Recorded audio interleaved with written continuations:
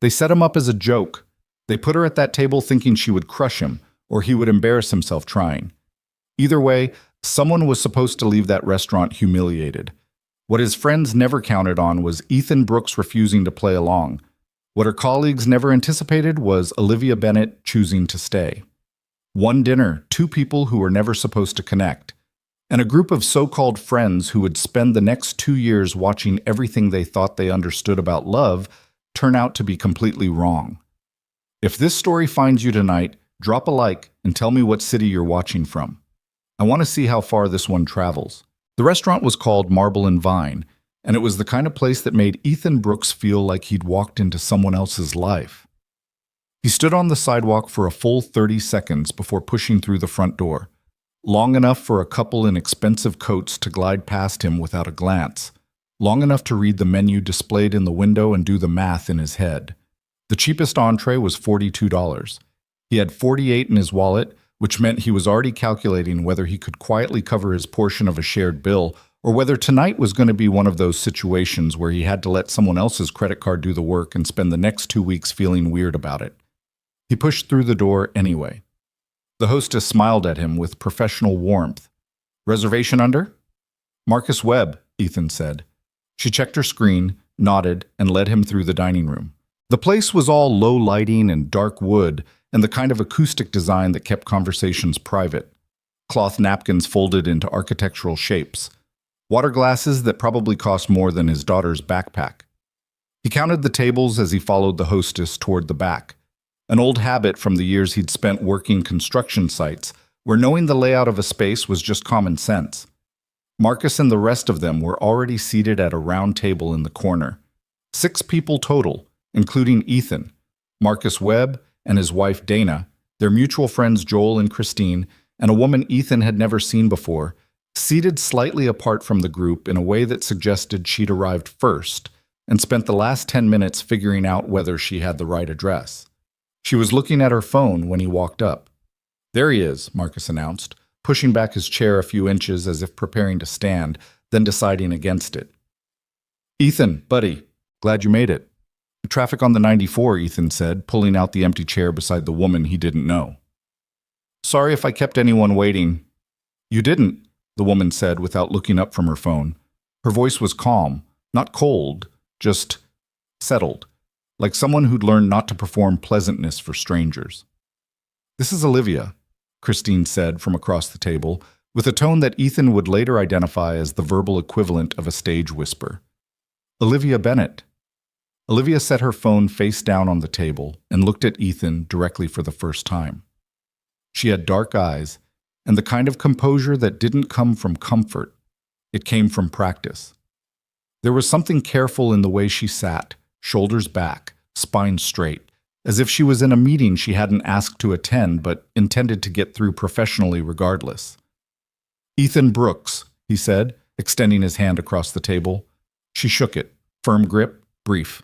"Nice to meet you," she said, and he believed her slightly less than he would have if she hadn't said it the exact way every person said it when they meant something else. Marcus was already waving a server over. "Okay, now that everyone's here, drinks first, obviously. Ethan, they've got an excellent bourbon selection if you're still into that." "I'm fine with whatever's on the table," Ethan said, gesturing toward the water pitcher.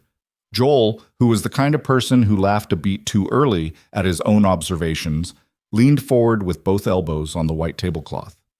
"Look at that. You and Olivia already have something in common. Neither one of you wants to be here." Christine shot him a sideways look. Olivia picked up her water glass. "I don't mind being here," she said. "I just had a conference call that ran late. I'm catching up." Right.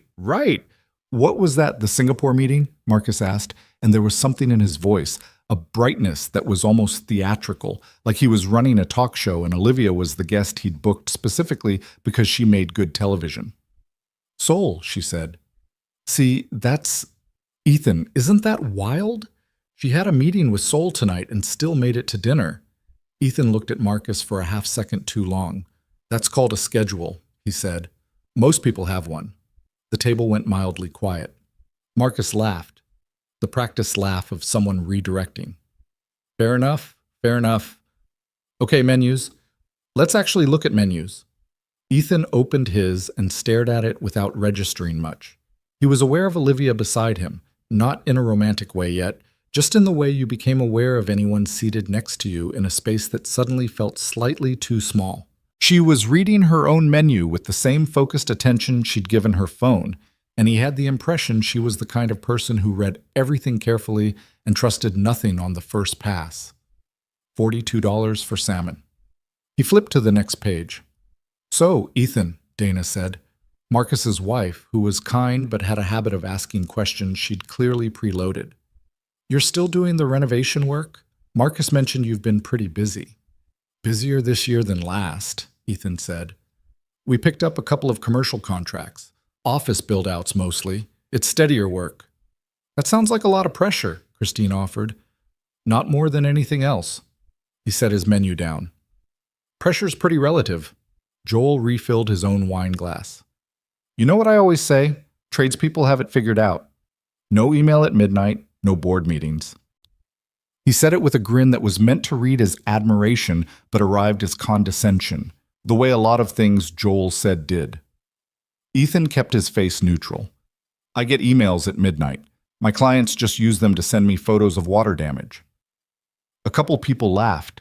Olivia didn't, but the corner of her mouth moved in a way that might have been something. The server came. Everyone ordered. Ethan picked the steak, not the cheapest thing on the menu and not the most expensive, a middle calculation he made without thinking about it too hard. And when the server turned to Olivia, she ordered a salad and something from the appetizer list, and Marcus immediately said, "That's it?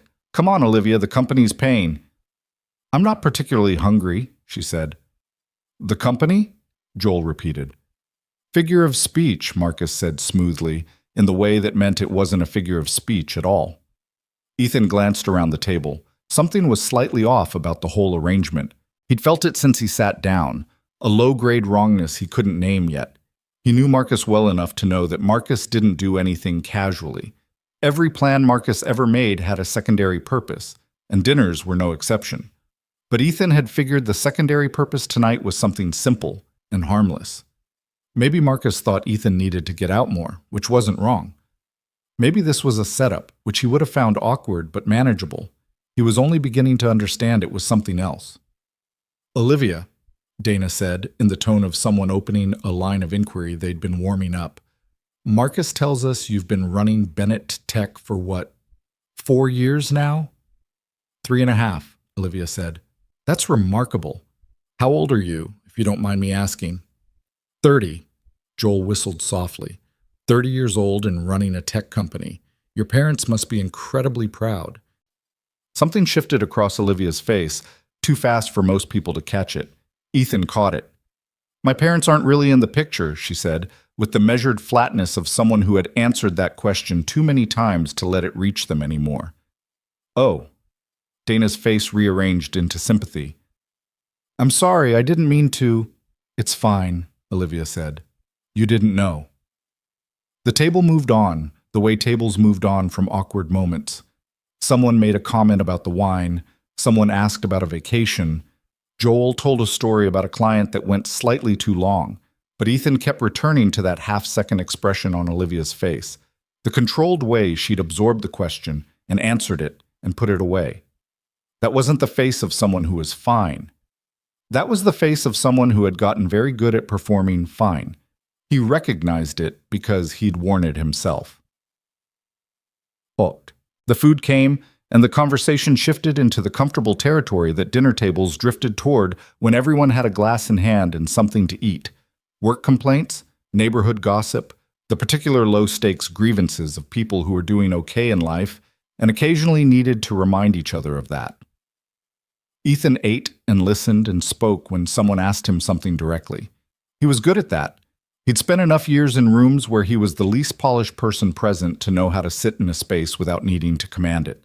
Beside him, Olivia picked at her salad. She participated in the conversation when pulled in but didn't extend it.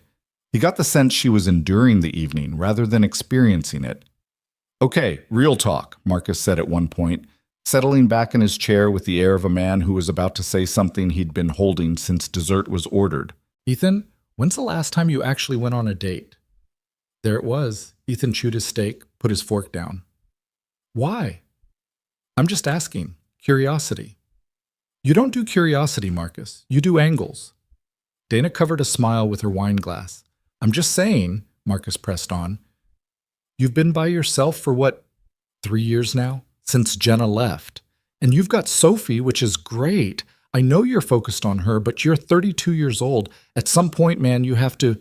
I know how old I am, Ethan said, not unkindly, but clearly. And Olivia, Christine jumped in, with an ease that told Ethan this was coordinated. You mentioned before dinner that you've been pretty isolated lately. Socially, I mean. Olivia looked at Christine for a moment. I said work has been demanding. Right, but socially. I have colleagues. That's not the same as... I know it's not the same, Olivia said quietly. The table settled into a particular kind of silence that Ethan recognized. The silence of people who had a script and were waiting for the scene they'd planned to start playing out. He looked at Marcus. He looked at Joel. He looked at Christine and Dana, who both had expressions that were trying to be casual and landing somewhere closer to anticipatory. These people had arranged this evening on purpose. Not as a genuine setup. He'd been on enough of those to know what that felt like. The good-natured awkwardness, the mutual embarrassment, the sincere if misguided hope. This felt like something with an audience built in, like they'd all agreed beforehand that watching Ethan Brooks, construction foreman and single father from the North Side, try to connect with Olivia Bennett, CEO of a company that employed 400 people, would be, what? Funny? Interesting? A story to tell later? He picked up his fork again, set it down again. How long have you been at Bennett Tech? He asked Olivia, ignoring the rest of the table. She looked at him with mild surprise. Since my father founded it. I started managing operations when I was 24, took over when I was 26. That's not 3.5 years then. No. A pause. I've been doing this work for 6 years. I've had the title for 3.5. There's a difference. A significant one, she said. Most people don't ask. Most people are more interested in the title. She studied him for a second. Yes, they are. Marcus, who had been watching this exchange with the expression of someone waiting for something to combust and finding the conversation an unexpected development, jumped back in. Well, the thing about Olivia is, and I say this with nothing but respect, she's basically married to her work. Which is impressive, obviously, but also means her personal life is sort of... Marcus. Ethan's voice was quiet. Marcus blinked. What? What are you doing right now? I'm just... It's conversation. No, it's not. Ethan kept his voice even. He wasn't angry yet, just clear. You're describing her personal life to a table of people like she's not sitting right there. What are you doing? The table went entirely still. Marcus's expression cycled through several things, surprise, defensiveness, the brief flicker of actual shame, before settling on a laugh that didn't land. Come on, man. I'm not... It's fine, Olivia said. It's not, though, Ethan said. He looked at her. Is it? She met his eyes, held them for a moment. No, she said very quietly. It's not. Dinner continued because dinners continued even when they should stop. The table recalibrated. Marcus pulled the conversation towards safer ground. Sports, a renovation project someone was doing on their kitchen, Christine's new car. Ethan participated minimally and watched the mechanics of the evening with increasing clarity. What he was watching was something he recognized from job sites, and from years of growing up in a neighborhood where social hierarchies were enforced through humor and the willingness to laugh at your own expense before someone else did. What he was watching was a group of moderately comfortable people who had assembled tonight to feel something: amusement, superiority, the warmth of being on the inside of a joke, and had chosen 2 other people to provide that feeling without asking permission. He thought about his daughter. Sophie was 9 years old and fiercely observant in the way that some kids were, the way that made you careful about what you showed them because they would file it away and take it out later when you least expected. One of the things Ethan had worked hardest on in the 5 years since her mother left was making sure Sophie grew up understanding that cruelty packaged as humor was still cruelty, that laughing at someone's expense wasn't harmless, that you could always tell the difference between a joke everyone was in on and a joke that only ran one direction. He wondered what she would see if she could watch this table. He wondered what she would see him do. "Can I ask you something?" he said to Olivia during a lull in the larger conversation when Marcus and Joel were arguing about something sports-related. She looked at him. "You've been asking me things all night. You don't need to announce it." He almost smiled. "Fair enough. Do you actually know these people? Like, how well?" She considered the question. "Christine worked for me briefly, a couple of years ago. We stayed in loose touch. She invited me tonight and told me it was a group dinner with some people she wanted me to meet." A pause. "She said there was someone specific she thought I might connect with." "Did she say why?" Olivia's expression shifted into something dry. "She said he was good with his hands." Ethan stared at her. "I know," she said. "That's what she said." "That's what she said." He sat back. The absurdity of it, the particular flavor of condescension packed into that phrase, hit him in a way that was almost funny except for the fact that it was also absolutely what it appeared to be. His friends had looked at Olivia Bennett, her title, her money, whatever they imagined her life consisted of, and they'd decided to set her up with a handyman as an exercise in entertainment. "I'm a foreman," he said. "I know. Marcus mentioned it 4 times in the first 10 minutes you were gone." "What else did Marcus say while I wasn't here?" She tilted her head slightly. "That you'd had a rough few years, that you were a good person, but probably in over your head, that this evening would be—" She paused. "Interesting." He absorbed that. "I'm sorry you got dragged into this." "You didn't drag me into anything." "No, but I walked in here and sat down at this table without asking hard enough questions about why I was invited. That makes me part of the problem." She looked at him with an expression he couldn't fully read, something between evaluation and something softer, something that hadn't decided yet what it wanted to be. "You're not what I expected," she said. "Based on what Marcus told you?" "Based on all of it." He glanced at the rest of the table. Marcus and Joel were still deep in their argument. Dana was checking her phone. Christine was watching him and Olivia with an expression that he now recognized as the expression of someone who had staged a production and was watching the actors go off script. "If I asked you to leave this restaurant with me right now," he said, "would that be the weirdest thing that happened to you this week?" She was quiet for a moment. "This week, yes. This month, probably not." That's a depressing answer. It's an honest one. "Fair enough." He picked up his napkin, set it on the table beside his plate. "For what it's worth, I'm not asking because I think this dinner is funny or because I want a story to tell. I'm asking because I think we're both sitting here letting other people decide how our evening goes, and we don't have to do that." Olivia looked at him for a long time. The background noise of the restaurant filled the space between them. Silverware, low music, the polite murmur of other people's conversations. "What would we do instead?" she asked. "Coffee, probably. I know a place that's open late and doesn't charge $42 for a piece of fish." Something moved across her face. Not quite a smile, but adjacent to one. "That's a very specific reference." "I looked at the menu in the window on my way in. Force of habit." She held his gaze for another moment. Then she picked up her own napkin and placed it deliberately beside her plate. Joel was the one who noticed first. He tapped Marcus on the arm mid-sentence, and Marcus looked over, and the table fell quiet in stages as everyone registered Ethan and Olivia both straightening in their chairs with the particular body language of people who had made a decision. "Everything okay?" Marcus asked. "Fine," Ethan said. "We're going to head out." A beat of silence. "Both of you?" Christine said. "Both of us," Olivia said. Ethan had started to pull his wallet out when Olivia put her hand briefly on the table near him, not touching him, just close enough to be a signal. "I have it," she said quietly. He looked at her.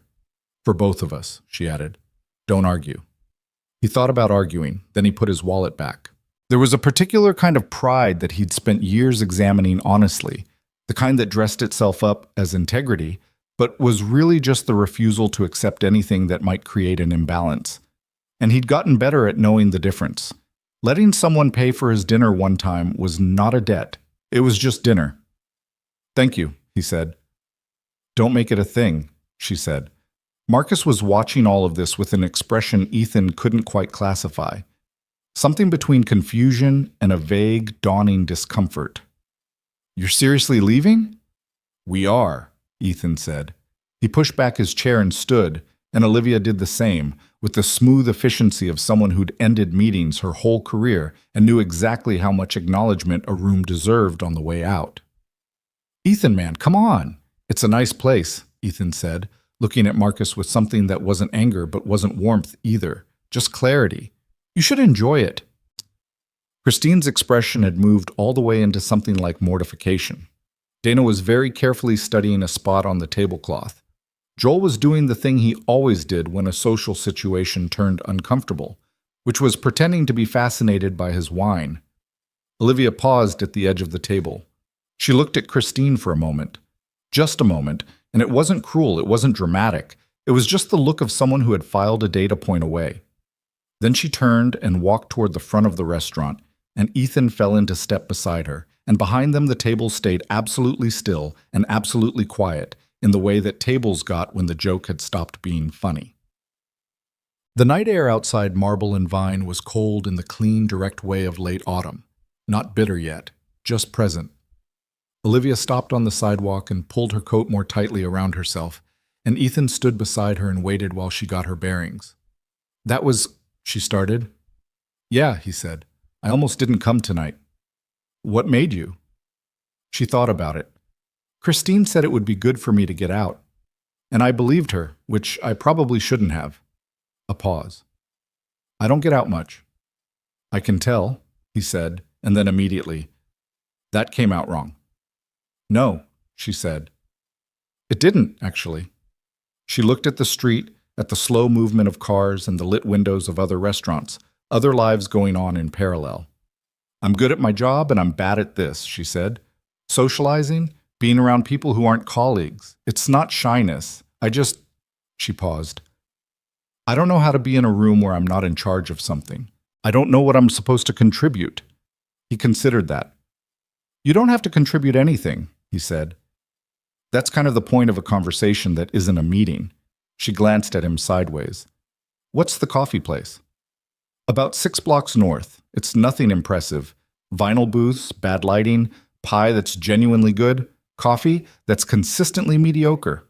My daughter and I go on Saturday mornings sometimes." "You have a daughter." "Sophie. She's 9. He started walking north slowly, giving her the option to not follow without making it a thing. She fell into step beside him. "She was very specific this morning about what I should wear tonight. She has opinions about my clothes that are much stronger than my opinions about my clothes." "What did she pick?" He glanced down at himself.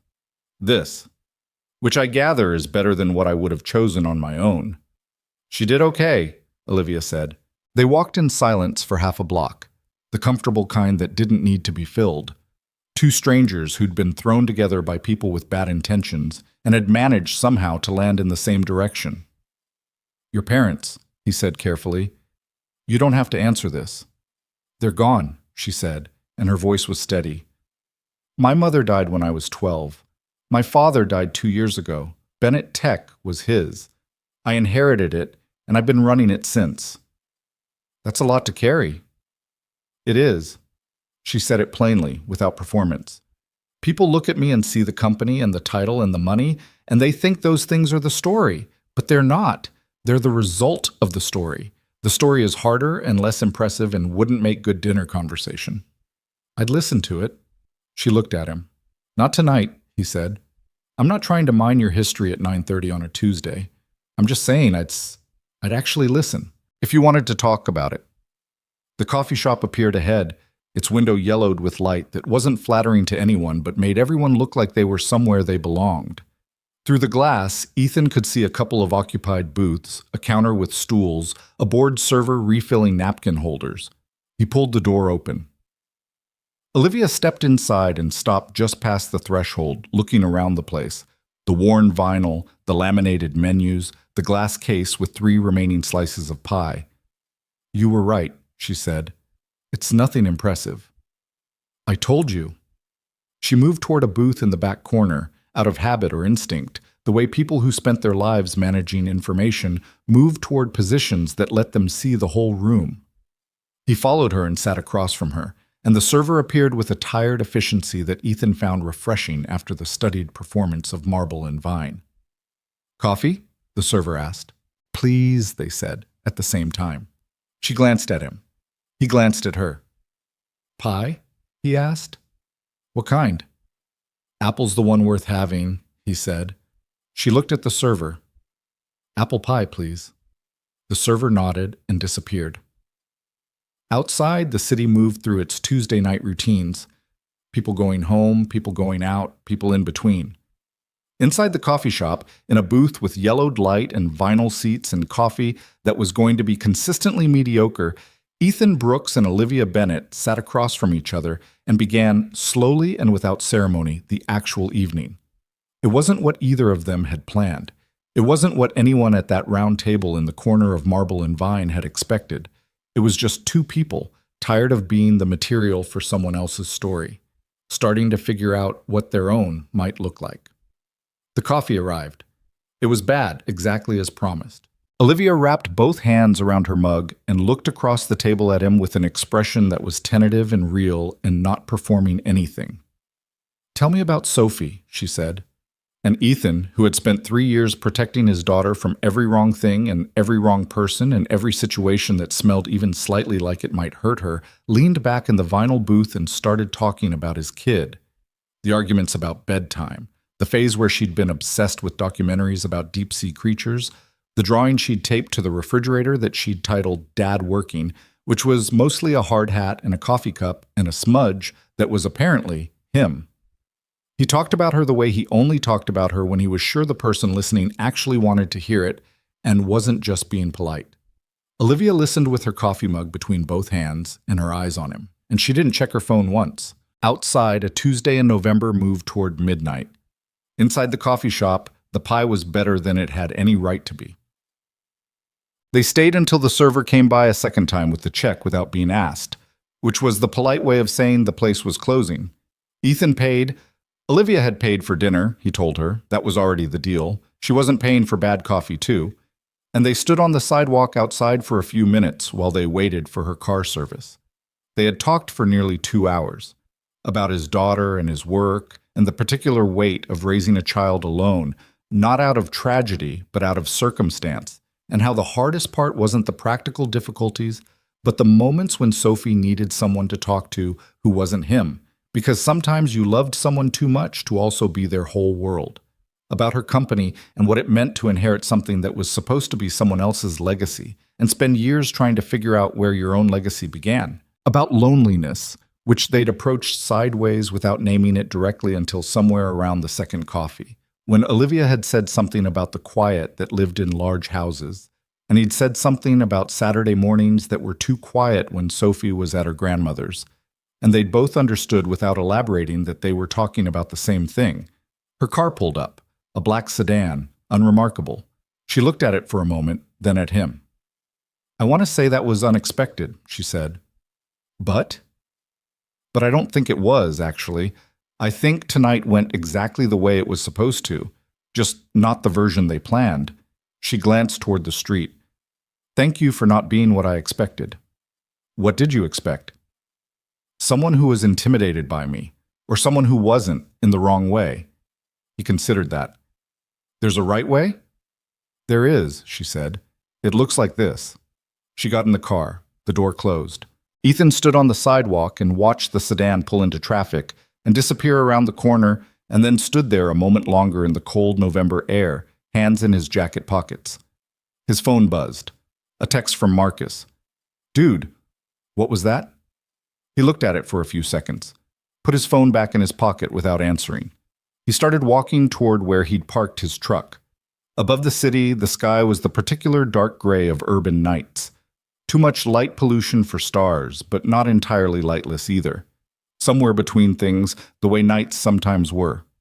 He thought about what Olivia had said. It looks like this. He thought about his daughter, who was at her grandmother's tonight, who would want to hear about the dinner in the morning in the way that 9-year-olds always wanted debriefs, who would ask too many questions and draw conclusions that were occasionally uncomfortably accurate. He thought about the coffee, which had genuinely been terrible, and about the apple pie, which had genuinely been good. He reached his truck, got in, sat for a moment in the quiet. His phone buzzed again. Different number this time. He looked at the screen. "This is Olivia Bennett, in case you want to have bad coffee again sometime. O.B." He read it twice. Then he set the phone on the passenger seat and started the truck and pulled out into traffic. And he didn't respond yet because some things deserved a moment before you answered them. But he was smiling. He didn't examine it too closely. He just drove home. He didn't respond to her text until the next morning. Not because he was playing a game.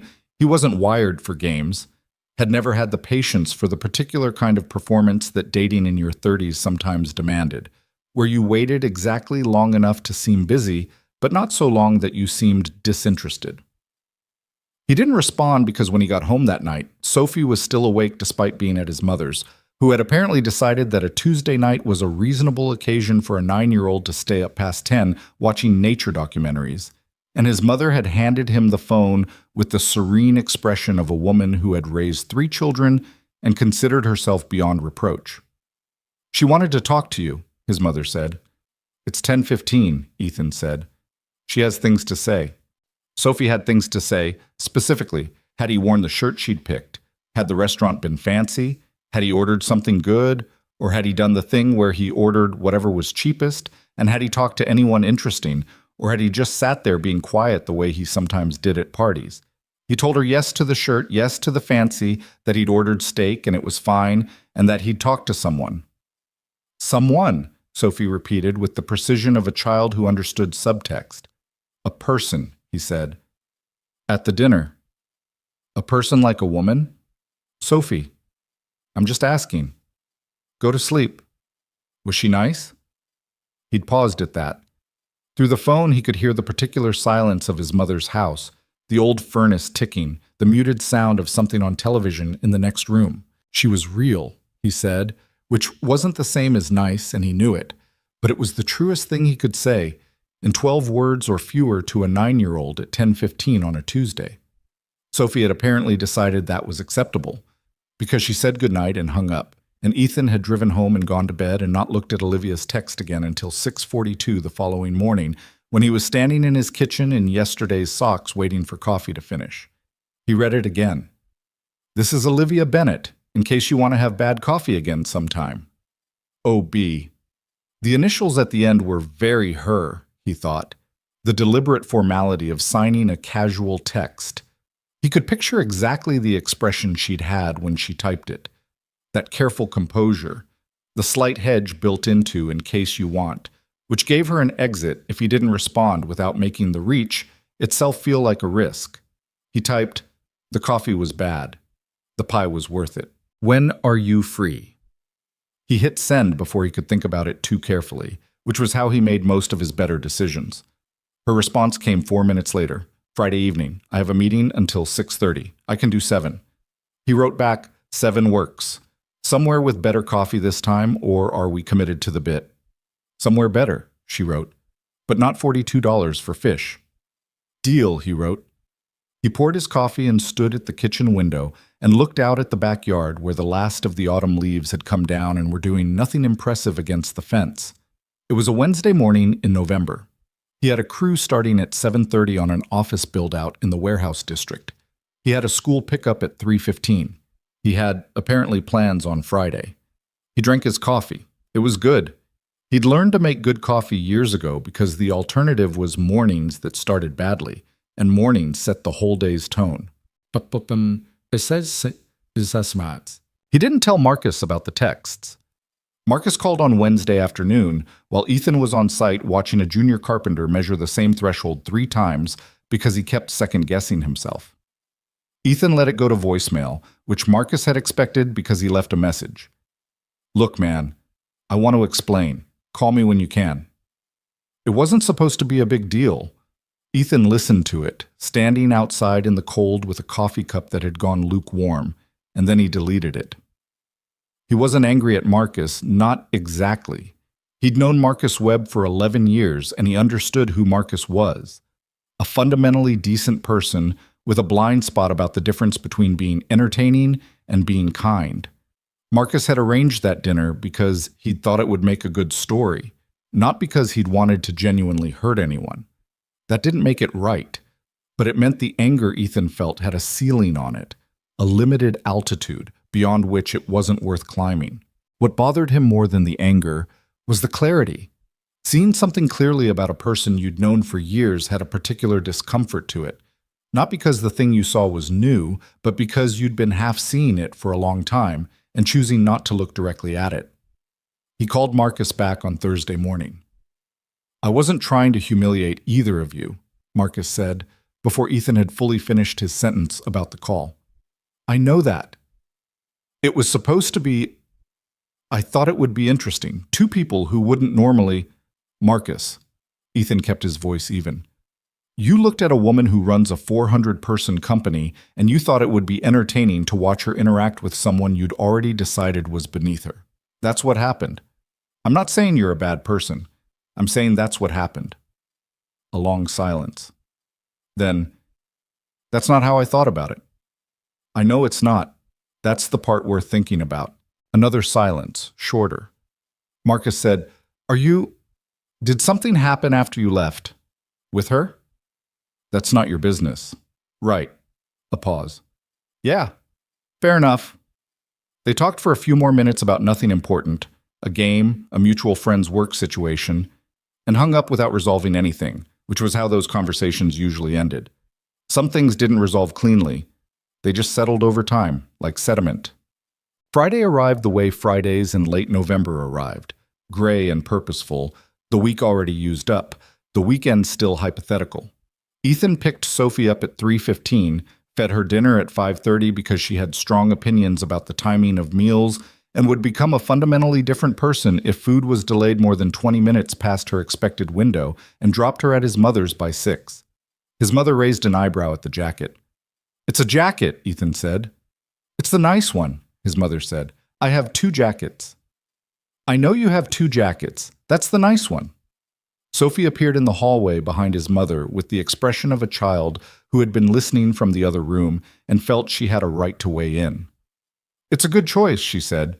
"I'm glad you both approve," Ethan said. "I'll be back by 10. "We'll be up," his mother said, which meant they'd be watching something on television and would absolutely interrogate him upon return.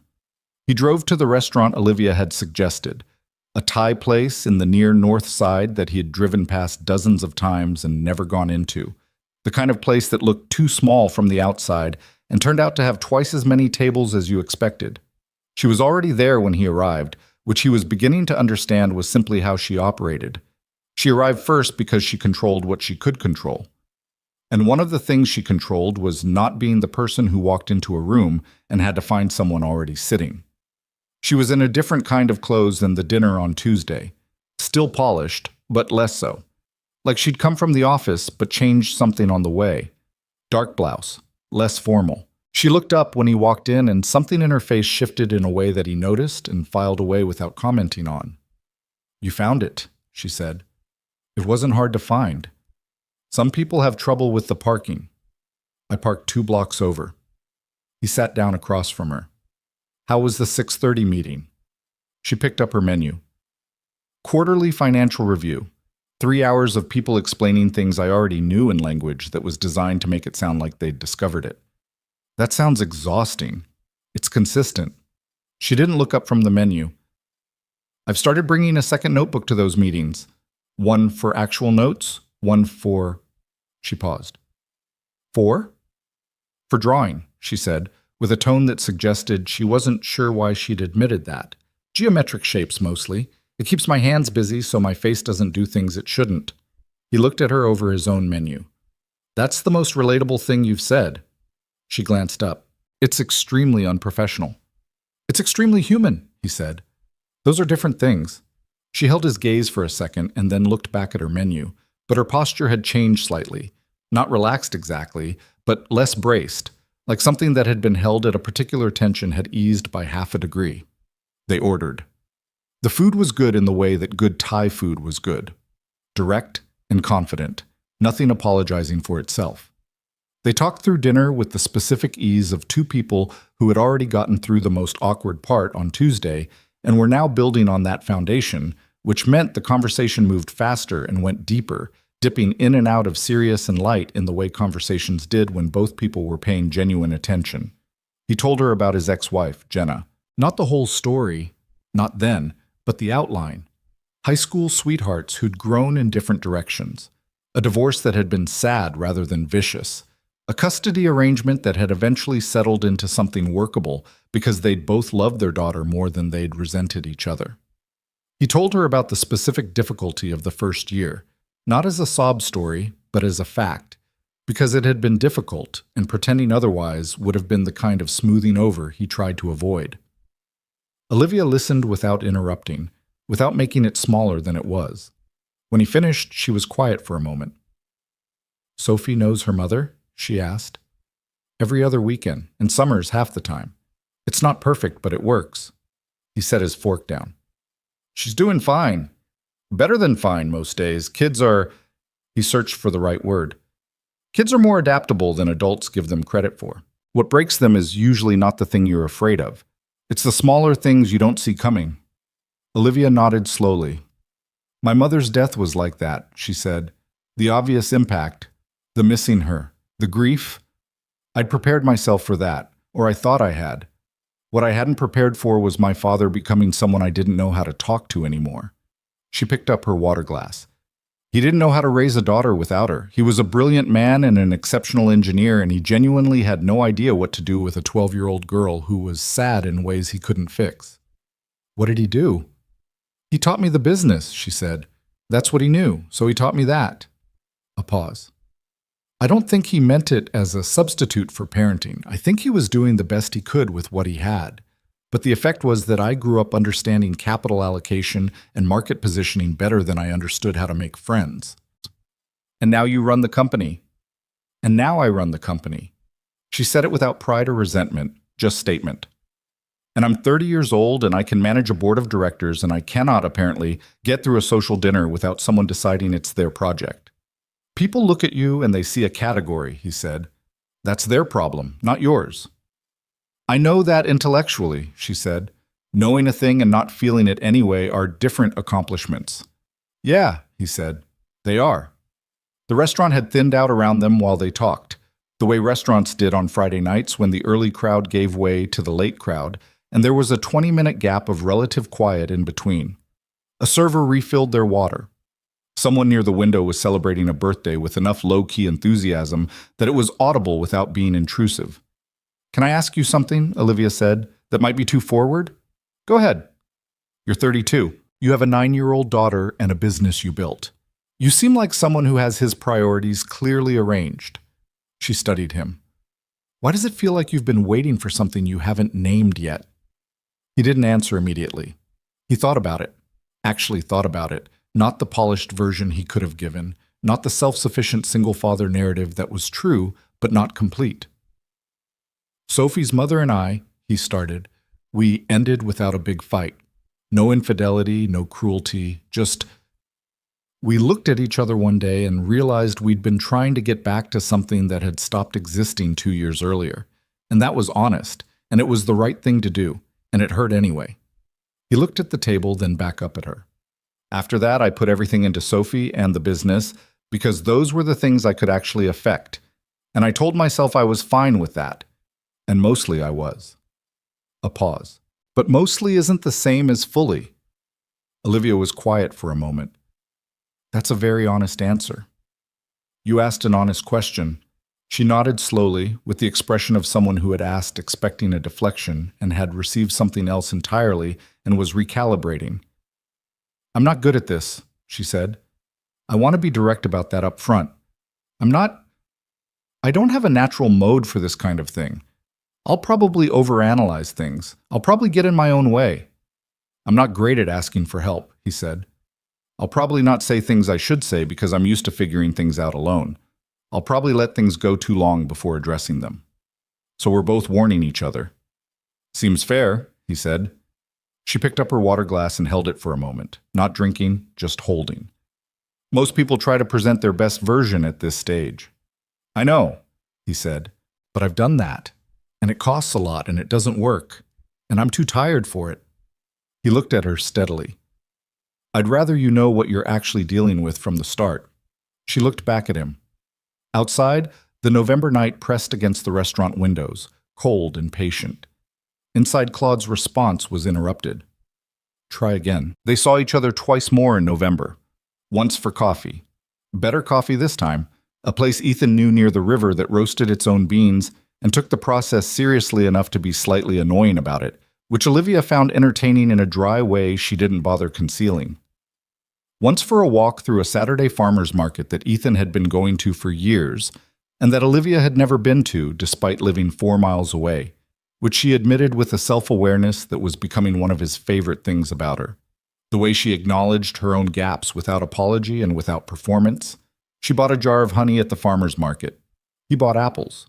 They stood at the edge of the market eating samples of something a vendor described as artisanal jam, and that tasted exactly like regular jam, and Olivia said, I think artisanal might just mean expensive.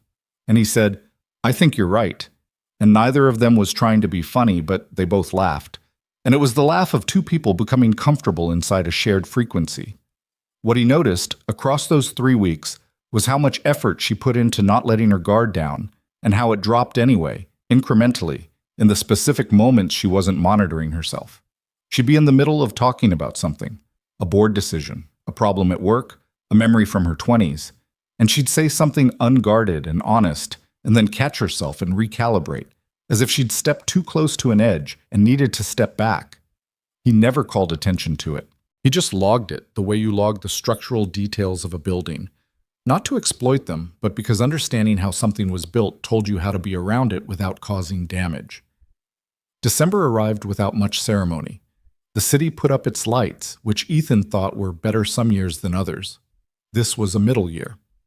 Sophie met Olivia for the first time on a Saturday afternoon in early December, which happened the way genuinely significant things often happened.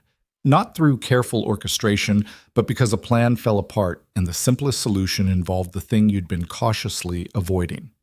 Ethan had arranged to meet Olivia for coffee at 11.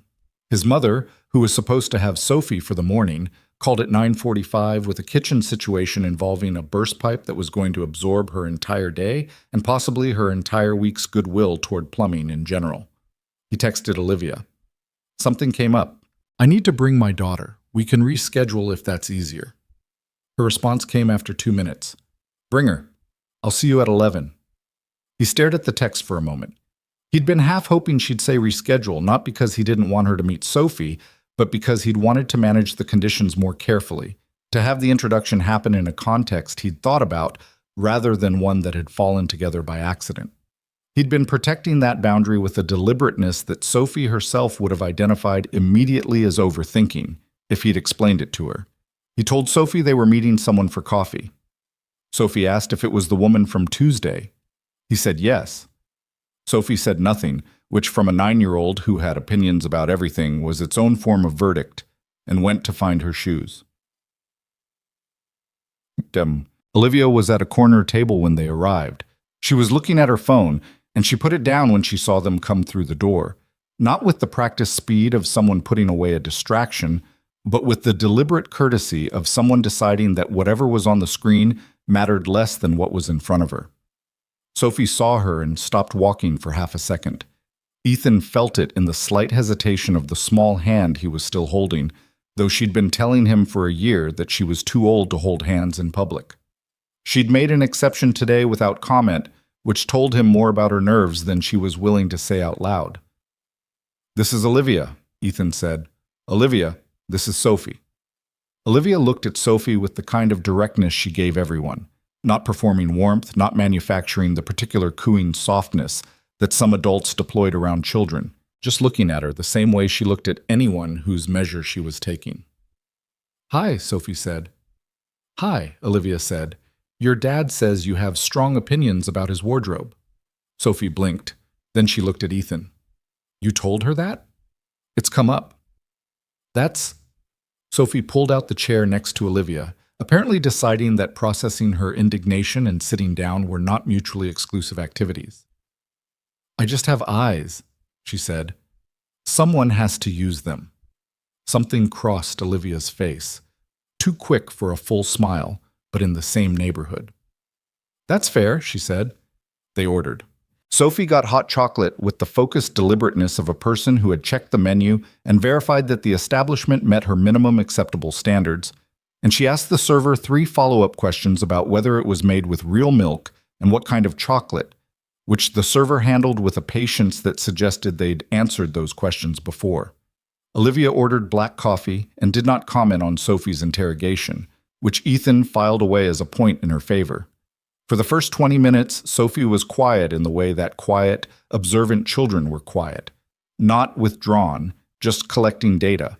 She answered questions when asked them, ate half a scone, and watched Olivia with the peripheral attention of someone pretending to look at something else. At some point, while Ethan was at the counter asking about a refill, Sophie said something to Olivia that he didn't hear. By the time he came back, they were in the middle of a conversation about deep-sea creatures, specifically about the anglerfish and its bioluminescent lure, and Olivia was describing something about deep-sea pressure with the kind of precise, unselfconscious engagement of someone who had apparently retained a significant amount of marine biology from somewhere and wasn't thinking about whether it was appropriate to deliver it to a 9-year-old. The pressure at the deepest parts of the ocean, Olivia was saying, is about 1,000 times what we feel on the surface. So the fish down there have bodies that evolved specifically to exist under conditions that would kill almost everything else. Sophie was leaning forward with her elbows on the table. Do they feel the pressure? They're adapted to it, so not the way we would. To them, it's just normal. Olivia paused. It's only catastrophic if they're removed from it. Bring them up too fast and the change kills them. That's kind of sad, Sophie said. Or it's just their biology, Olivia said. It's not sad from their perspective, it's just what they are. Sophie considered this with the seriousness it deserved. I guess that makes sense, she said. Ethan sat down and set his coffee on the table and looked between them and said nothing. He'd had a version in his head of how this introduction might go. Awkward in specific ways, requiring specific management. And whatever this was, it wasn't that version. On the walk back to the car, Sophie took his hand again and didn't say anything for half a block. Then she said, "She knows a lot about fish." "She reads a lot," Ethan said. "She doesn't pretend," Sophie said. "Some adults pretend to think what you say is interesting. She actually thought it was interesting." He looked down at his daughter. "How do you know?" Sophie gave him the look she'd been giving him since she was approximately 6, the look that said she was working with information he didn't have access to. "Because she didn't do the face," she said. He didn't ask what face. He knew what face. And not. January was when things got harder, which Ethan had half expected. Nothing with real weight moved in a straight line, and whatever this was between him and Olivia, still undefined, still cautious, still building itself in the incremental way that things built when both people involved had been bruised by previous constructions, it had real weight. He could feel that clearly. The difficulty in January arrived in the shape of a man named Richard Hale. Richard Hale was Bennett Tech's largest outside investor and had been for 6 years. He was 61, divorced twice, the kind of man who wore his wealth the way some men wore their height, as a fact of nature that he'd decided to treat as a personal virtue. He sat on the company's advisory board, which meant he had influence without authority, which was a combination that, in Ethan's experience, produced the most difficult people in any room because they had enough access to cause friction, but none of the accountability that came with actual responsibility. Olivia mentioned Richard Hale for the first time in January, during a phone call on a Tuesday night when Ethan was doing the dishes and Sophie was doing homework at the kitchen table and half listening to both conversations simultaneously, as was her custom. "He's been pushing to have a larger role in operational decisions," Olivia said, "which is not his role. His role is advisory." "What kind of larger role?" Ethan asked, moving Sophie's empty juice glass to the rack. "He wants to be consulted before major hiring decisions. He sent a memo to 2 of my senior directors." A pause. "Not to me. To them. That's deliberate." "Obviously it's deliberate." Her voice had the particular flatness it got when she was controlling something.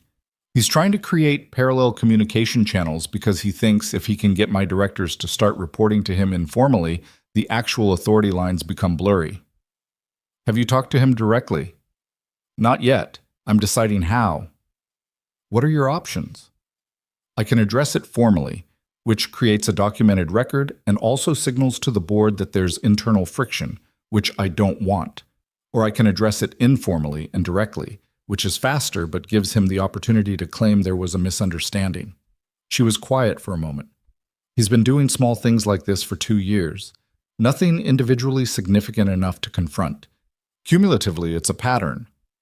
Ethan thought about this while he dried a plate. He knew something about managing people who were trying to undermine your authority without doing anything technically wrong. He'd dealt with it on job sites, with subcontractors who tested boundaries the same way, incrementally, deniably. The solution was almost always the same: be clearer than the situation required, earlier than felt necessary. Document everything, he said. Everything he sends to your people, every meeting, every informal comment, if you can reconstruct it. Not because you'll necessarily use it, but because having the record changes your leverage in the conversation. I've been doing that, she said. Then you already know what to do. You're asking because you want someone to tell you it's okay to be direct. A pause. Then, that's annoyingly accurate. You're the CEO, he said. Your company, your call. I know that, she said, but her voice had loosened slightly, the way it did when she'd been carrying something alone and had set it down, just briefly, in a shared space. Sophie looked up from her homework. Is that Olivia? She whispered. He pointed at her paper. She made a face and looked back down. Ethan visited Bennett Tech's offices for the first time on a Saturday morning in late January. Olivia had mentioned once, early in December, that she sometimes went in on Saturdays when the building was quiet, not because the work demanded it, but because she thought better without other people in adjacent rooms. He'd filed that away. When she'd said, carefully and without elaborating, that she'd like him to see the place, he'd understood the invitation for what it was. She was showing him something she didn't usually show people. Not the company as a performance of success, but the company as the thing she'd built her life around, the thing that was both hers and never quite hers. And she wanted him to see it with the same directness she'd been trying, haltingly, to bring to everything else. The building was downtown, a mid-rise with good bones and the kind of renovated industrial interior that Ethan could appreciate from a structural standpoint, regardless of anything else. He met her in the lobby and she showed him in the way someone showed you their home when they'd cleaned it, but were still a little uncertain about what you'd think. Organized, deliberate, watching his face for reactions she was pretending not to look for. She showed him the engineering floor, which was empty on a Saturday and smelled like electronics and cold coffee. She showed him the project room where the product team worked, with its whiteboard walls covered in diagrams and timelines, and someone's abandoned sticky note system. She showed him her own office last, which was at the corner of the building and had windows on 2 sides, which she'd clearly chosen not for the status of the corner, but for the light. He stood in her office and looked around, and she stood near her desk watching him look. The office was functional rather than impressive. Good furniture, but not extravagant. A few framed things on the wall, not art exactly, more technical. What looked like an engineering diagram, a photograph of a circuit board blown up large enough to look architectural. Her desk had 3 monitors and a neat stack of folders, and in the corner, the secondary notebook she'd mentioned, the one she drew in during meetings. He pointed at it. Can I? She looked at the notebook, then at him, with an expression he couldn't entirely read. It's not. They're just shapes. I know. Can I? A pause, then, yeah. He picked it up and flipped through it. Geometric shapes, she'd said, and that was accurate. Complex interlocking patterns, precise and repetitive, the kind of thing hands did when a mind needed somewhere to go. Some pages were dense with them. Some had only a few marks, which told him those had been the meetings where she'd needed to use her face after all. These are good, he said. They're just shapes. They're organized. You make them organized. He looked at a page that had concentric hexagons, each one precisely spaced. You do this when you're stressed? When I'm bored or managing? She crossed her arms loosely. When I need something for my hands to do so the rest of me can hold still. He set the notebook back on the corner of her desk. He looked around the office again. The light, the monitors, the engineering print on the wall. Outside the windows, the city was a January Saturday gray, the kind of gray that was committed to itself. Your father picked the company name, he said. It wasn't a question. He'd put it together from things she'd said. Yes, she said, but the company now, the way it runs, the culture, that's you. She was quiet for a moment. I changed a lot when I took over. Some things he built that weren't working.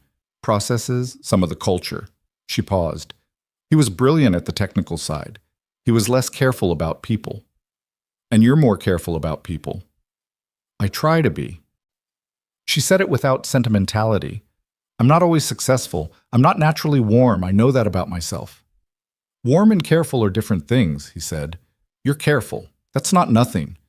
She looked at him with the expression he'd started to recognize as the one she got when he said something that landed somewhere she hadn't expected. Not quite surprised, so she was too composed for surprise to show cleanly, but a recalibration, a slight shift in the set of her shoulders. You see things differently than most people, she said. Not differently, he said. Just directly. I don't have a lot of patience for getting from A to B through all the letters in between. That should be an annoying quality. It probably is sometimes. It's not, she said. It's not annoying. It's... She stopped. What? He said. She looked at him for a moment. It's restful, she said finally, with the tone of someone admitting something they'd been processing for a while. Being around you is restful. I didn't have a word for it before. He held that. Olivia, he said. I know, she said before he finished. I'm not... I know, she said again, more quietly. I'm not moving fast. I don't do things without thinking about them first. You know that about me by now. I know that, he said. But I also know when something is real, she said. And this is real. Whatever it is. She said it plainly, without drama, the way she said most true things. I just want you to know that I know that. He crossed the office and stood beside her at the windows, looking out at the city. Not touching, just close, in the way that two people were close when they were figuring out what the next version of close looked like. Outside, the January sky sat gray and low over the buildings. Down on the street, the occasional car moved through light that was flat and diffuse and somehow still bright enough to read by. Richard Hale, he said, after a while. She exhaled through her nose. What about him? He's going to be a problem. He's already a problem. A bigger one, Ethan said. People like that, they escalate when they feel like they're being managed. He's going to push harder before it resolves. He paused. I want you to know that whatever that looks like, it doesn't change where I stand. She turned to look at him. I'm telling you now, he said, because it'll be harder to say later when things are actually happening and there's noise. I wanted to say it when it was quiet. She studied him with the careful attention she gave things that mattered to her. You think it's going to get bad? I think people who've had something a long time and feel it slipping get desperate, he said. And desperate people make things messy for everyone around them. I've seen it on job sites, in contracts, in families. It's just how people are. He looked at her. I just wanted you to not be surprised when it does, and to know I'm not going anywhere. She didn't respond immediately. She turned back to the window. Outside, a gust moved through the street, pushing a scrap of something across the empty sidewalk. My last relationship, she said slowly, ended because the person decided that the company and its problems were too much to be adjacent to. He said it very kindly and very reasonably. A pause. He wasn't wrong exactly. The company does consume things. It consumed that. She was quiet for a moment. I'd made myself believe that was just the cost of the work, that choosing the work meant choosing to be alone. And now? She looked at him sideways. And now I'm standing in my office on a Saturday morning telling a man who builds things for a living about my investor problems, and he's listening like it matters to him. She paused, which is not something I'd modeled. Maybe your model was too limited, he said. The corner of her mouth moved. Maybe, she said. They stood at the window a while longer, the two of them, in the particular quiet of a building on a Saturday when the work was paused and the week's noise hadn't arrived yet. It wasn't comfortable in a finished way. There were too many things still unmade between them for that. But it was honest, and it was solid, and those were things that Ethan trusted more than comfort. Richard Hale made his move in February. Not the way Ethan had expected, not a direct confrontation or a board vote or anything with clean edges. The way Richard Hale made his move was by talking.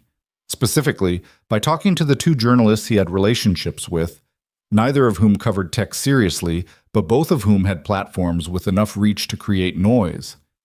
What they published, within 4 days of each other, were not stories exactly.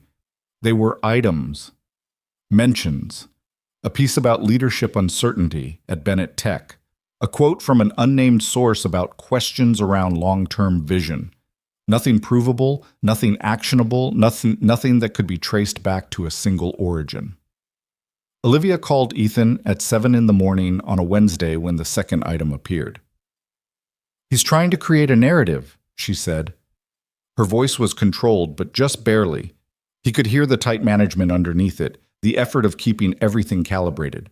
If he can get enough noise going, it affects the next funding round. And if the funding round gets complicated, the board starts asking questions. And if the board starts asking questions, he gets the leverage he's been trying for, Ethan said. Yes. He was sitting at his kitchen table with his first coffee, still in yesterday's sweatshirt. Through the window, February was doing what February did. What's your legal position? Clean. Everything we publish is accurate. All our financials are in order.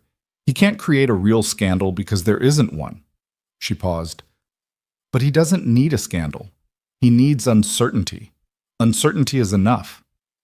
Okay, Ethan said. So you don't fight the story. You make the story irrelevant. How? You control the larger narrative, he said. Not in response to him. That gives him the frame. You're already ahead of him. Show the board, show the market that you've been ahead of this for months. Make his noise look like static against something that was already moving. She was quiet for a moment. You know, she said, that's not different from what my comms team has been recommending. Then maybe your comms team is right. Maybe. A brief pause. I keep looking for the thing they're missing. Sometimes there isn't a thing, he said. Sometimes the obvious play is just the play. A longer silence. He could hear her exhale. I hate this, she said, without the controlled flatness she usually kept her harder feelings behind. Just direct, a little ragged at the edge. I've been running this company for 3.5 years. I've grown revenue by 60%. I've built a team that could run this without me if they had to. And there is a man who has never run anything, who has only ever given money to other people's visions, who is systematically trying to dismantle my reputation with innuendo. And the best move I have is to be calm and visible and not react. Yes, Ethan said. That's infuriating. It is, he agreed. I don't want to be calm and visible and not react. I know. I want to. She stopped. I know, he said again. She laughed, short and real, the kind of laugh that came out of exhaustion rather than humor. You're very good at knowing things without me finishing sentences. I pay attention, he said. Yes, she said quietly. You do. Sophie appeared at the kitchen doorway in her school clothes, backpack already on, which meant it was later than Ethan had registered. He held up one finger and she rolled her eyes and went to the refrigerator for her own morning routine. I have to get Sophie to school, he said into the phone. Go, Olivia said. I'm okay. I know you're okay, he said. That's not why I'm checking. A beat. Why are you checking? Because you shouldn't have to be okay alone, he said. That's the only reason. The silence that followed was the kind that had weight to it, that meant more than its duration. He let it be what it was. Ethan, she said, and his name in her voice sounded different than it had at Marble and Vine 4 months ago, when she'd shaken his hand and told him it was nice to meet him in a way she hadn't meant. I'll call you tonight, he said. Okay, she said. He hung up. Sophie was eating a banana at the counter, watching him with the peripheral attention she'd inherited from somewhere. He stood up and took his coffee to the sink. "Is she okay?" Sophie asked. "She's working through something," he said. Sophie peeled the last of the banana. "She'll figure it out," she said, with the confidence of someone who had made an assessment and filed it as settled. "She's the kind of person who figures things out." He looked at his daughter, 9 years old, standing at his kitchen counter in February light, already reading people with more accuracy than most adults he knew. "Yeah," he said, "she is." He rinsed his cup. Sophie put her banana peel in the compost without being asked, which she sometimes remembered and sometimes didn't, and this morning she did.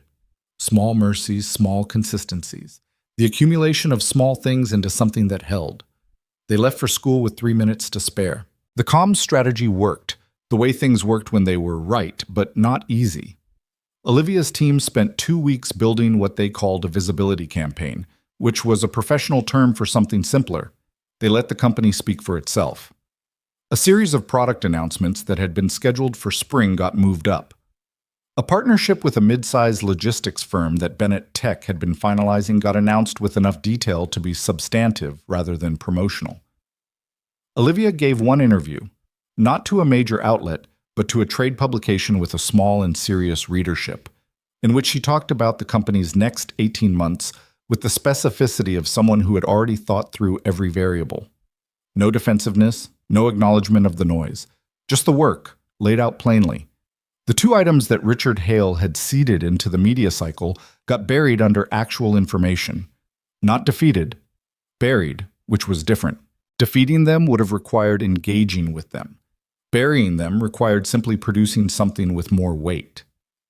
Ethan heard about all of this in pieces, the way he heard most things about Olivia's professional life, through phone calls that started as check-ins and became something else as they went on, through texts that were brief and functional, and occasionally not brief or functional at all, through the Saturday mornings that had become a loose but consistent pattern, him and Sophie meeting Olivia somewhere in the city, the 3 of them building a shared geography of coffee shops and markets, and a particular park near the river that Sophie had decided she liked, because it had a path that went under a bridge, and felt, she said, like you were in a different city for a minute. What Ethan noticed, through February and into March, was that Olivia was beginning to stop managing him. It was a small shift, the kind you only caught if you were paying the right kind of attention. She'd been managing him since the beginning, in the way she managed everything, carefully, with a version of herself that was fully present but also slightly edited, slightly curated, the same way her office was functional without being entirely personal. She answered his questions honestly but briefly, offered things about herself in measured portions, kept a level of reserve that he understood was not coldness but protection. He'd never pushed against it. He'd just been consistent and consistent and consistent, which was the only thing he knew how to be. And then in March she started calling him when things were bad, before she'd figured out how to handle them. Not after. Before. The first time she called on a Tuesday night because a senior director had given notice. Not just any director, her head of product, a woman named Sarah Chen, who had been with the company since year 2 and who Olivia had trusted with a specificity she didn't extend to most people. Sarah had taken a competing offer, which was her right, and Olivia understood it as such, but the loss hit differently than the professional logic of it could explain. She wasn't just good at the job, Olivia said. Her voice was quieter than usual. Ethan was in his truck outside a hardware store, engine running for the heat. She understood what I was trying to build. Not just the technical side, the whole thing, the kind of culture, the way people should be treated, what success should look like from the inside. A pause. I don't have a lot of people like that. No, he said. People like that are rare. I know I can hire another head of product. I've been running through the candidates already. She said it without apology, the way she sometimes acknowledged her own instinct to handle grief by converting it immediately into logistics. But knowing that doesn't change the feeling of it right now. No, he said, it doesn't. She stopped. I'm not falling apart. I want to be clear about that. I know you're not. I just didn't want to sit with it alone tonight. He turned off the engine. Outside, the parking lot was gray and ordinary, a February kind of place even in March. Then don't, he said. She was quiet for a moment. You make it sound very simple. It is simple, he said. It's just not easy. They talked for 40 minutes about Sarah Chen and about the harder question underneath. What it meant to build something well and still have people leave. What the difference was between a company that needed you and a company you needed. Whether the loneliness at the top was structural or just something she'd accepted as structural because nobody had offered her a different version. She didn't arrive at any particular conclusion. That wasn't the point. The point was that she'd called before she'd processed it into something manageable, and he'd been there for the unmanaged version. And when they hung up, she said, "Thank you." And he said, "You don't have to thank me." And she said, "I know, I'm doing it anyway." And he didn't argue with that. March turned into April, and the relationship turned into something that didn't need a category anymore because both of them had quietly stopped performing uncertainty about it. They didn't announce it. There was no conversation where they formalized things. It was more that the language changed naturally. The way Olivia started saying "we" without correcting herself. The way Ethan stopped calculating how many times he'd mentioned her in a week. The way you only calculated things you were still being careful about. Sophie noticed before either of them said anything to her because Sophie noticed everything. She said, on a Saturday morning in April, while Ethan was making eggs and she was sitting at the counter doing something on her tablet, "You're different when she's coming over." He turned the eggs. "Different how?" "You pay more attention to things," she said. "Like you cleaned the coffee table yesterday." "You never clean the coffee table except before someone comes over." "The coffee table needed cleaning." "It always needs cleaning. You only do it sometimes." She set her tablet down. "I'm not saying it's bad. I'm just saying I notice." He plated the eggs, put one plate in front of her, sat down across from her with his own. Sophie picked up her fork with the air of someone who was going to continue the conversation whether he engaged with it or not. "Do you like her?" Sophie asked. The way she asked it was without the arch quality the question could have carried.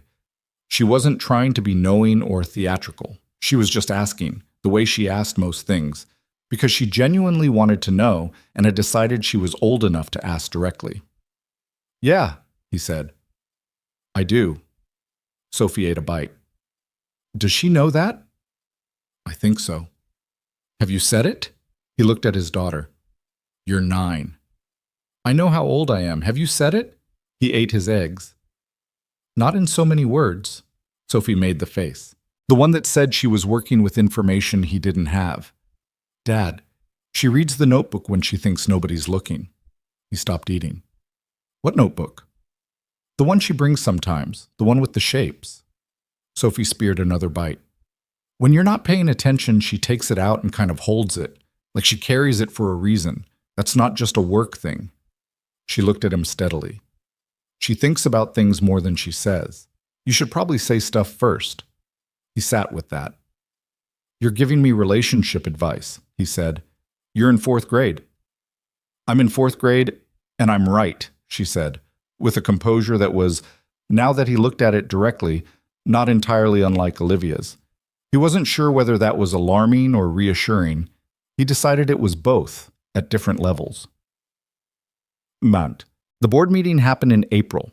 Olivia had been preparing for it since February, which meant Ethan had watched the preparation in all its non-linear reality. The late nights visible in the texture of her voice on calls, the Saturday mornings where she was present but also somewhere else, the way she sometimes went quiet mid-conversation and then came back with an apology that he waved off because he understood it. The board had called a formal review meeting, not hostile, not yet, or not officially, but the kind of meeting that Richard Hale's months of background work had made possible. A review of strategic direction, a discussion of leadership vision, language that was corporate and neutral and meant something specific underneath. She told him about it the night before, sitting in his kitchen while Sophie did homework upstairs and the ordinary machinery of a weeknight evening ran in the background. Dishes in the rack, the faint sound of a television in the house next door, the smell of the coffee they'd made and mostly not drunk. "If this goes wrong tomorrow," she said, "it doesn't mean the company fails. I want to be clear about that. Even in the worst case, the company is solid." "I know. I'm telling you because I want you to know that I'm walking in there tomorrow, having done everything I could do. Whatever happens, it's not because I wasn't prepared." He looked at her. She was in her work clothes still, the ones she wore on long days, and her hands were around her coffee cup, and she had the look she got when she was doing the things Sophie had identified, thinking more than she was saying. "You're scared," he said. She looked at him. "I don't get scared." "Everyone gets scared," he said. "You just do it quietly." She was quiet for a moment. If Hale gets what he wants, if the board decides to restructure oversight in a way that gives him operational influence, then everything I've built in the last 3.5 years starts to erode. Not immediately, not visibly, but I'd know. And I'd have to decide whether to stay inside that or walk away from it. And if you walk away, then I figure out what's next. She said it with a steadiness that he believed, but also could see the cost of. I've thought about it. I have options. I'm not without resources. A pause. But it would hurt. Yeah, he said. It would. I built that company, she said. Not from nothing.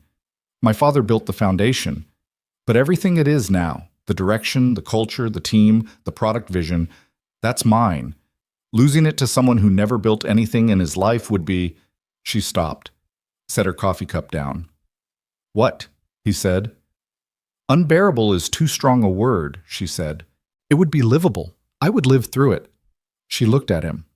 But I don't want to. Then don't, he said. You know what you've built. You know what you're walking in there with tomorrow. That's not nothing, Olivia.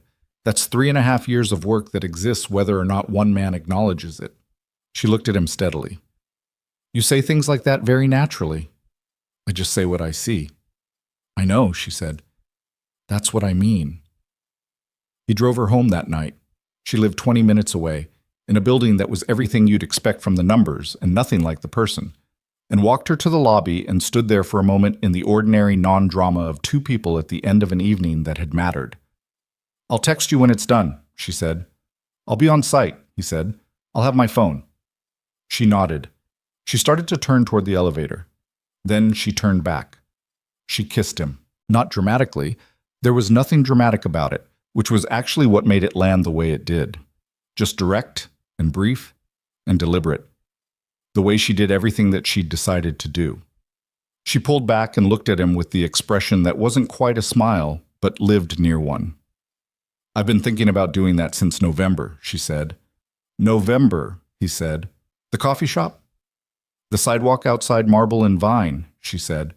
When you looked at Marcus and said exactly what needed to be said, and then held a door open.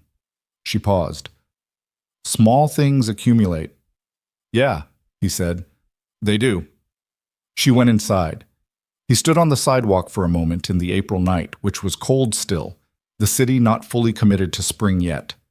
Then he walked back to his truck and drove home, and did not try to be calm about it because there was no one watching, and he was 32 years old, and something real had happened, and he was allowed to just let it be real. But the board meeting lasted 4 hours. He was on the second floor of a commercial build-out, reviewing a framing issue with his lead carpenter, when the text came through at 2:17 in the afternoon. It's done. Hale's advisory role has been formally limited to financial metrics only.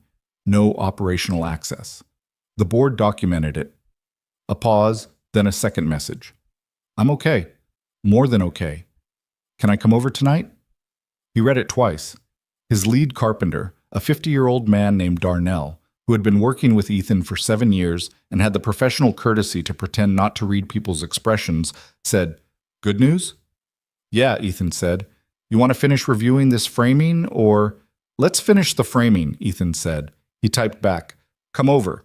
I'll cook. Sophie will interrogate you about deep-sea creatures. Then he put his phone in his pocket and looked at the framing issue, which was real and needed solving, and solved it. She arrived at 6:30 with a bottle of wine she'd apparently bought on the way, which he noted because she was not a person who normally remembered to bring things to other people's houses. It was a detail. He filed it. Sophie came downstairs when she heard the door and surveyed the situation with the composure of a person who had already done her analysis and reached her conclusions.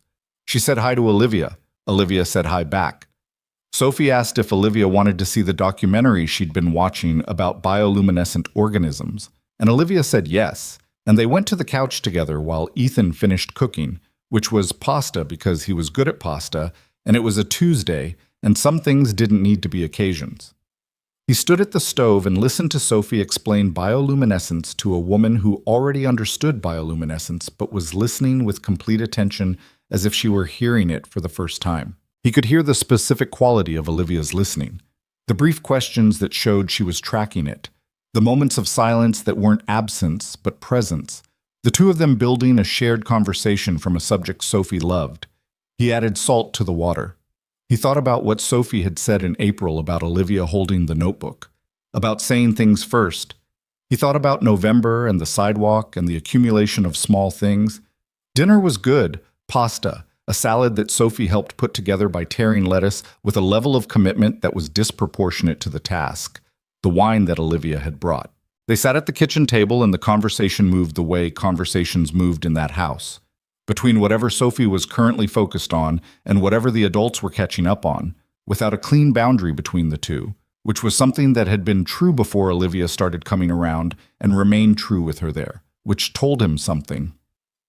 After Sophie went to bed, with a good night that included a hug for Olivia, brief and matter-of-fact, the kind of hug Sophie gave people she'd decided were staying, he and Olivia sat at the table with the last of the wine and the good, tired feeling of a day that had been hard and ended well. "Tell me what happened," he said. She told him. All of it. The 4 hours, the dynamics in the room, the specific moment when the board chair had read out the motion to formalize Hale's limitations, and Hale had sat very still and very quiet in the way that people sat when they understood that a thing was finished. The way 2 board members who'd been ambiguous all winter had voted with her, which she attributed to the February visibility campaign, and also to a one-on-one conversation she'd had with each of them 3 weeks ago that she'd never mentioned to Ethan because she was still, sometimes, handling things privately before sharing them. "I should have told you about those conversations," she said. "You didn't have to." "No, but—" She stopped. "I'm still adjusting to telling someone things while they're happening instead of after." She looked at her wine glass. "My default is to manage first and report later. I know it's not always what you want." "It's not always what I want," he said, "but I'm not keeping score."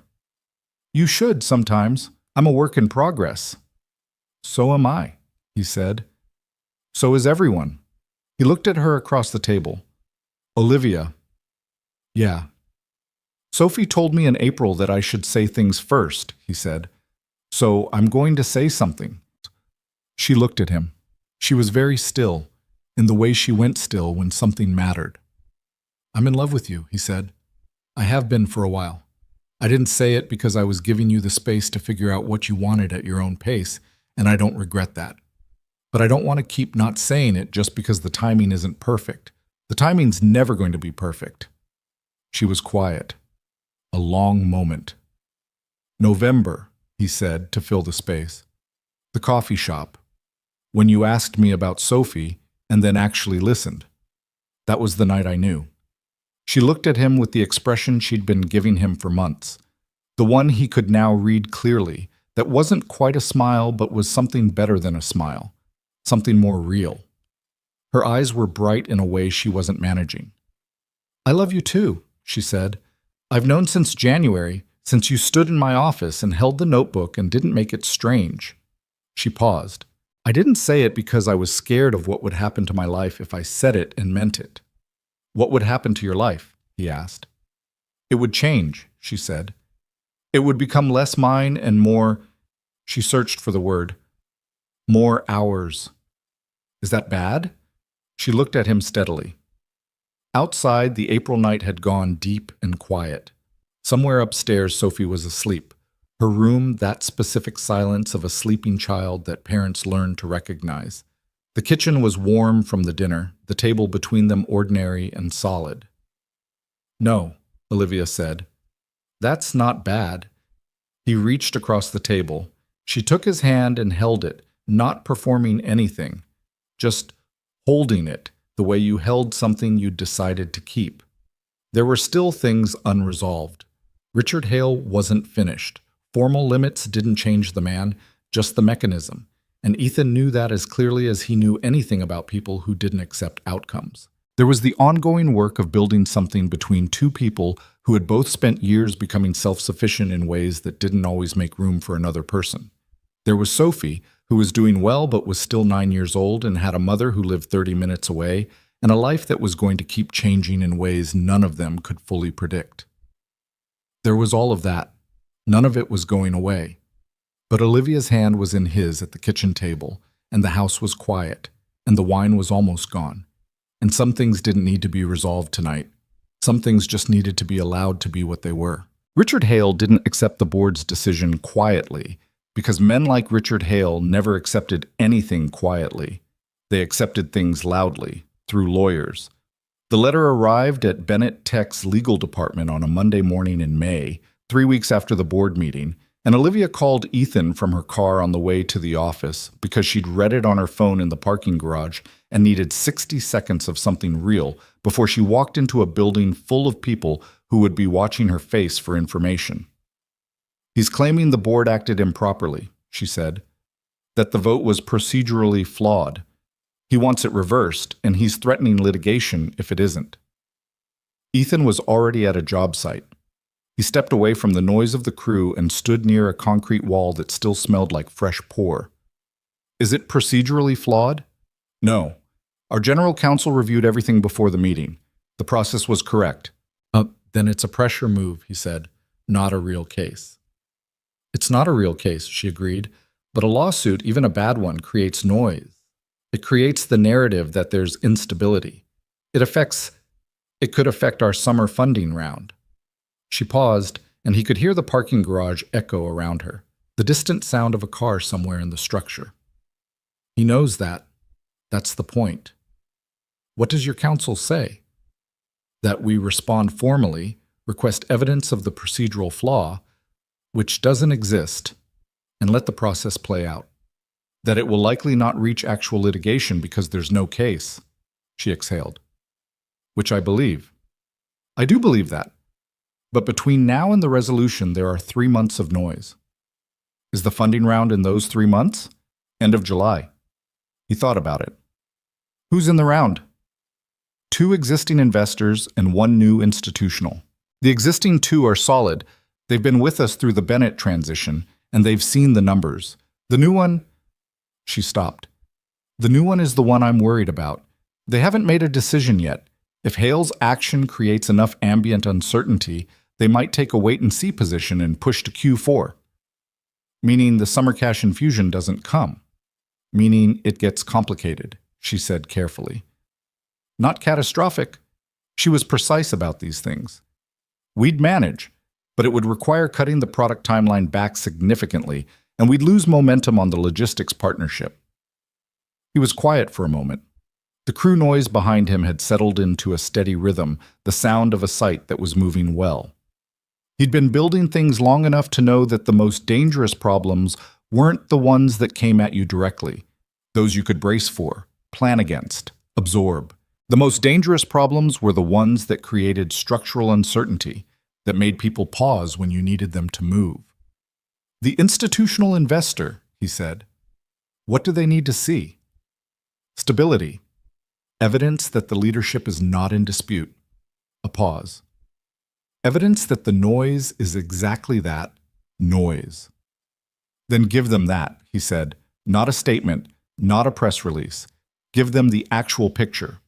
A meeting, direct, you and your core team. Show them the operational reality, not the narrative reality." "I've been thinking about that," she said. "Then do it. Don't wait for Hale's process to resolve. Get ahead of it." He paused. "He's betting on your instinct to manage this quietly and professionally and let the legal process work. That's the right instinct for the legal side. But the investor side is a different front. Treat them separately." She was quiet for a moment. Then, "How do you see these things so clearly?" "Construction," he said. "When a project goes sideways, you have multiple systems failing at once: structural, logistical, budget, timeline. You learn pretty fast that fixing one at a time is how you lose. You have to triage and run parallel tracks." She made a sound that was almost a laugh. "I've been running a 400-person company for 3.5 years, and a construction foreman is teaching me crisis management." You already knew it, he said. You called me before you went inside because you needed to hear it out loud. That's not the same as not knowing. Another pause, shorter. I have to go in, she said. I know. Call me tonight. I will. And then, without any of the hesitation that had been there in November, December, January, all those months of careful calibration, I love you. I love you too, he said. Go run your